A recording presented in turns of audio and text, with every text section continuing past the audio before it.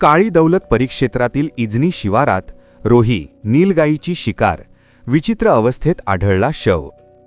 आज दिनांक 10 मार्च 2026 रोजीच्या सकाळी 10 वाजताच्या सुमारास पोखरी ते पोहंडूळ राज्य महामार्गाच्या कडेला वन्यप्राणी रोही नीलगाय नर मौजे इजनी शिवारात मृत अवस्थेत आढळून आला।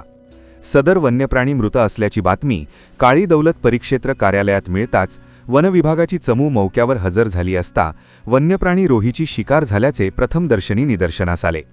वन्यप्राणी रोह्याचे मागील व पुढील पाय तसेच मांडीचा भाग मौक्यावर आढळून आला नाही। रोह्याचे मुंडके व धड शिल्लक होते। वरील प्रकरणात वन्यजीव संरक्षण अधिनियम 1972 अंतर्गत वन अपराध विविध कलमान्वये तक्रार दाखल करण्यात आली असून तपास त्या अनुषंगाने करण्याचे निर्देश डॉक्टर BN स्वामी यांनी दिले आहेत। मृत वन्यप्राणी रोहीचे शवविच्छेदन डॉक्टर अमित कुमार झा पशुधन विकास अधिकारी महागाव यांनी केले असून अवयवाचे नमुने घेण्यात आलेले आहेत व पुढील तपास सुरू आहे।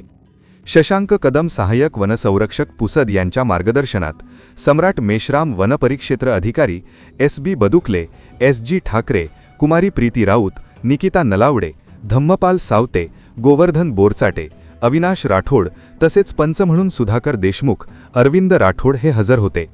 तसेच चालक मनोज दवणे, कृष्णा वायकुळे यांनी सहकार्य केले।